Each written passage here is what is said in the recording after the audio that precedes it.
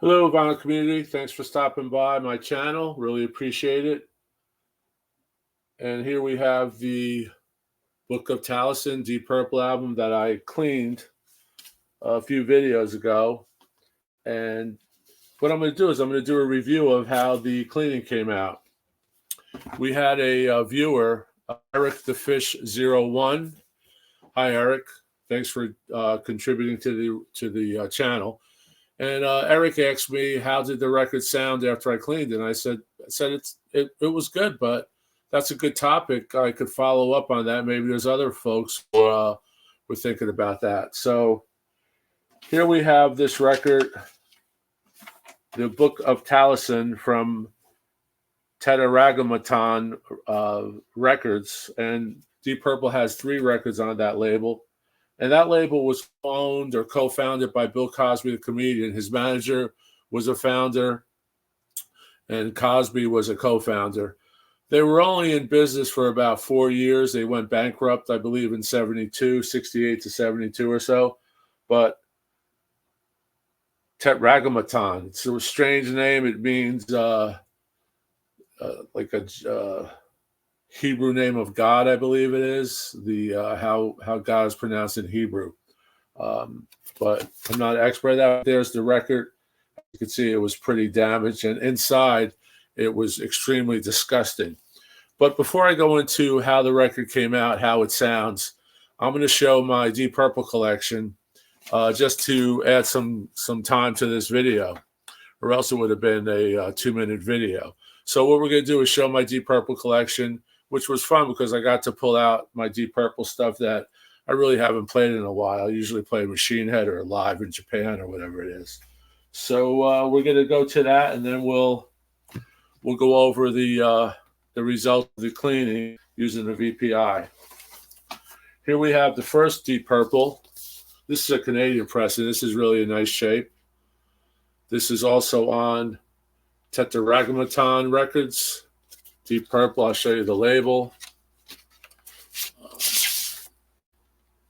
That's it right there, if you can see that.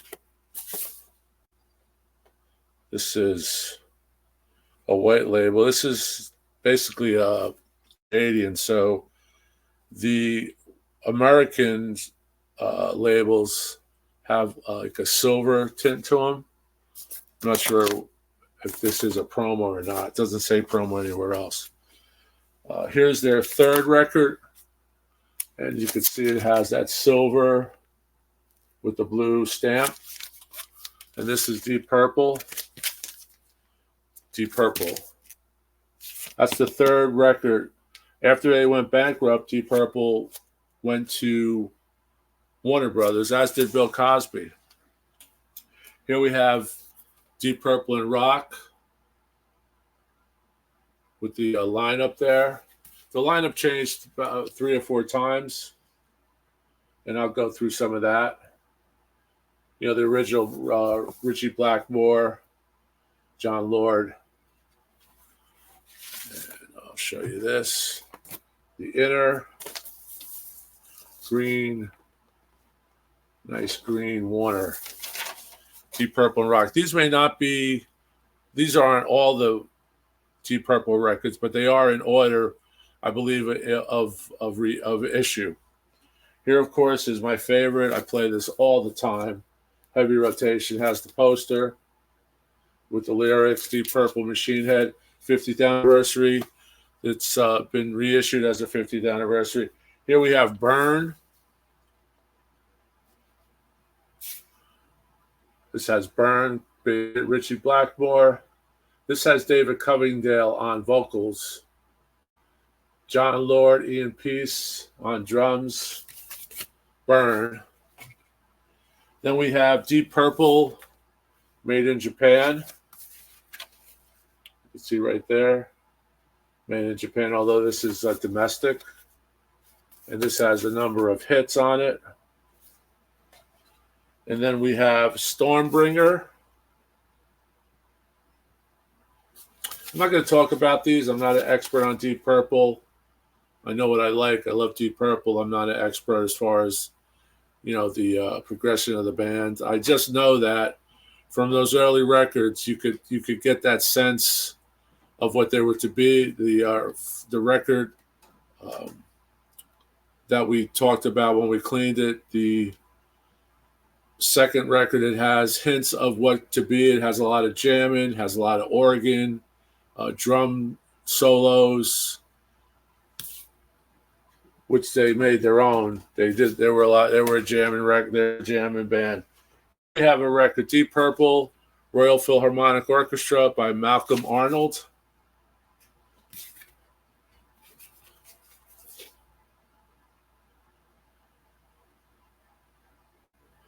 This is all music composed by John Lord. And then I have a Scepter Greatest Hits.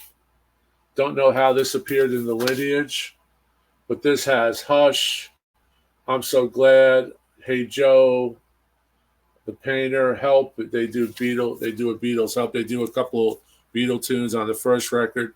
The record that I cleaned, they do a long jam of We Can Work It Out. And I think Paul liked it, and it encouraged them to do Help on a subsequent record. Here we have Deep Purple, When We Rock, We Rock, and When We Roll, We Roll. Cool cover. This is a compilation, Greatest Hits. You can see there. This has on it Space Truck and Kentucky Woman, which is from the record I'm going to review. Woman from Tokyo Live, Hush, Smoke on the Water. So this is pretty cool. And there's the label, Warner. And that's it, Warner Brothers. Pretty modern label. And then I'm going to show some, shoot-offs. Ritchie Blackmore's Rainbow, which is right there.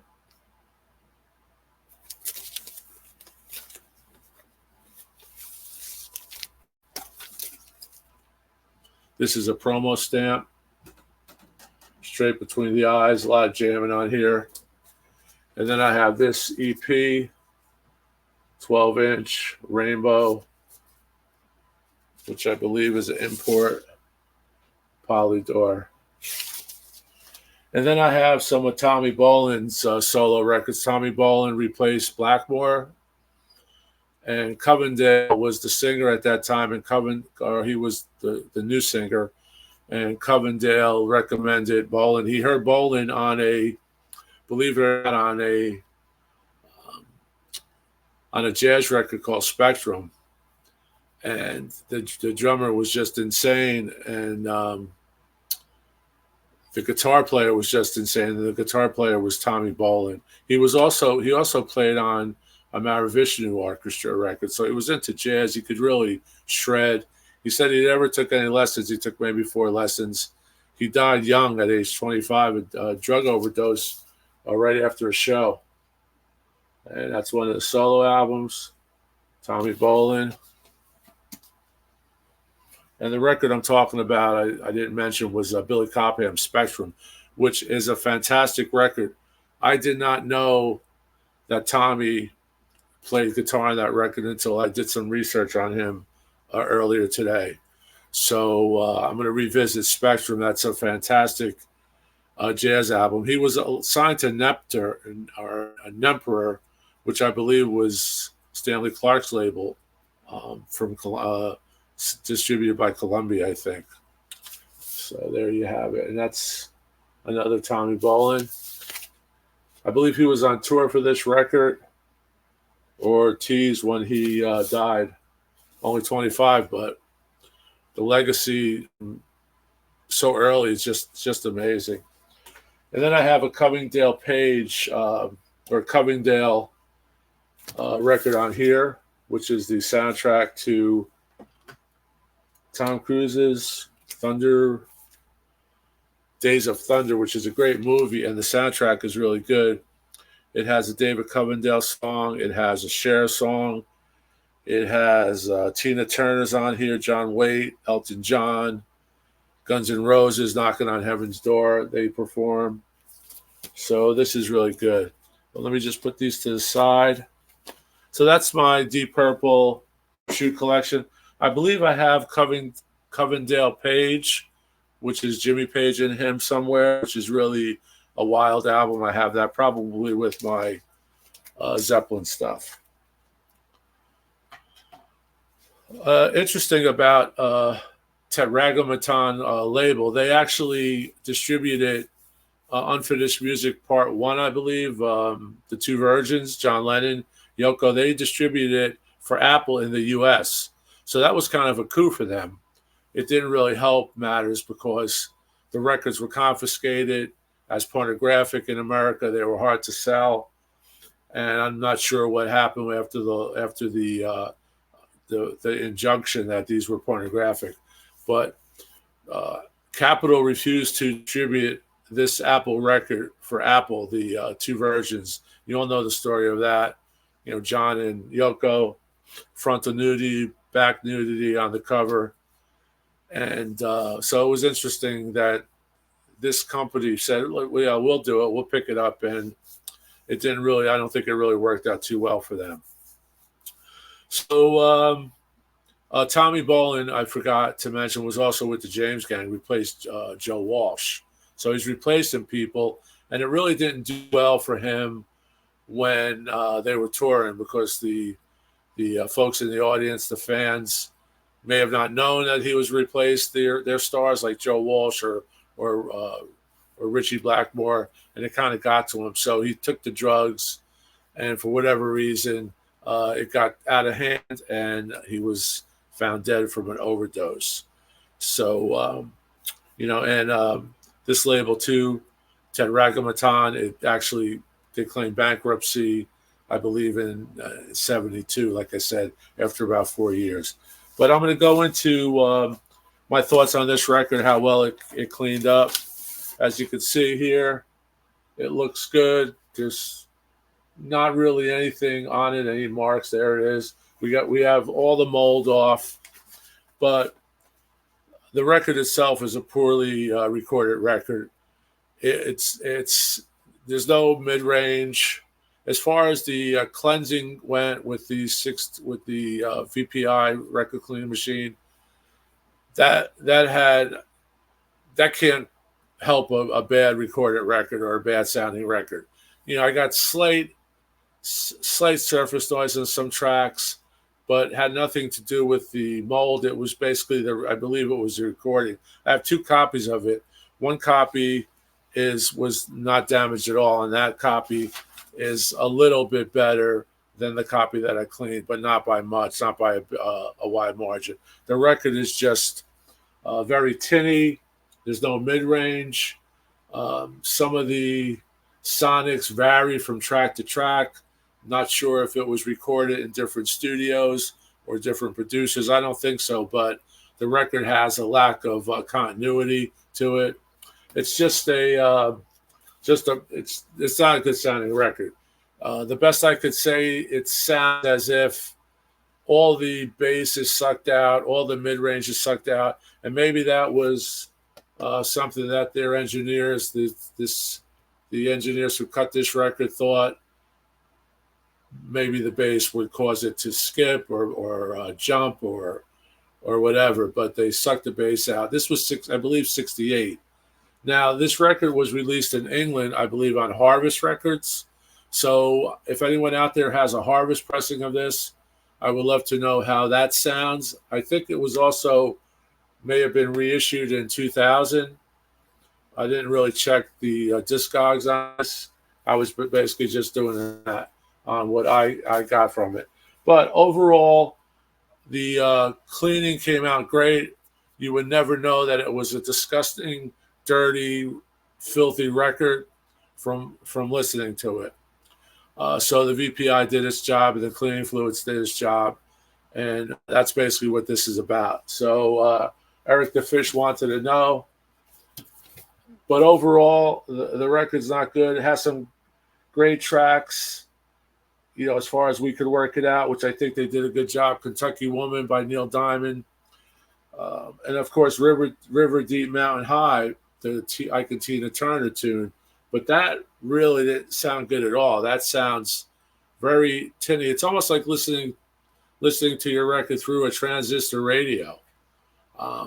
and I have nothing to compare this to. I don't have a remastered copy, or I have a Harvest copy, but I'm sure this label was probably back in the day a cheapo label that some dudes put it together. And Deep Purple was their best-selling artist, but they still ended up in bankruptcy. So as far as the Book of Taliesyn goes, this is a 6th century poet, Taliesyn, who spells his name Taliesin, Middle Welsh. He was Welsh. And there's manuscripts that were found, and I guess Deep Purple somehow tried to hook up with this. As far as the artwork goes, they gave the artwork to an individual. He signed this record. He is let's see here, John Verdon Lord, no relation to Lord of Deep Purple, but they told him, we want some mythical look-like figures, but we want our names on the record, which is on the record there. You can see the lineup. We want our names on here: Richie, Rod, Ian, Nikki, John, and what their instruments are, and text, and that was it. And it was interesting. The artist had said that he handed in the original painting, and he never got the original painting back. So somewhere, this original painting is hanging in some gallery in a private collection, which is really cool because it's very intricate. And I'm sure many people back in the day, 68, 69, were looking at this record and were really spacing out. So, but that's it. They tried. You can get that progressive rock feel from this record, the psychedelic rock feel from this record. This is in stereo. It was recorded in mono and stereo, I believe, or mixed in stereo.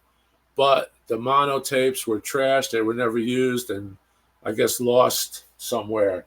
It would be cool to hear this in mono. And there's that spine. So that's a brief history of Book of Taliesyn by Deep Purple. And hope you liked it. And again, thank you, Eric the Fish 01. Like I said, you can go to his little channel there, check him out. So that's all I have to say right now. But overall, the VPI did its job. It's just that the record, really, we did have a lot to work with it. Okay, great material. The boys are really trying, very ahead of its time. A lot of deep jamming, a lot of Hammond organ, drum mixes with different patterns, but the recording lacks that mid-range. So thanks a lot. Keep rocking, and if you haven't subscribed, we really hope you can. And I want to thank everyone who has subscribed. We really appreciate it. It really helps us out. Take care. Talk to you soon. Bye-bye.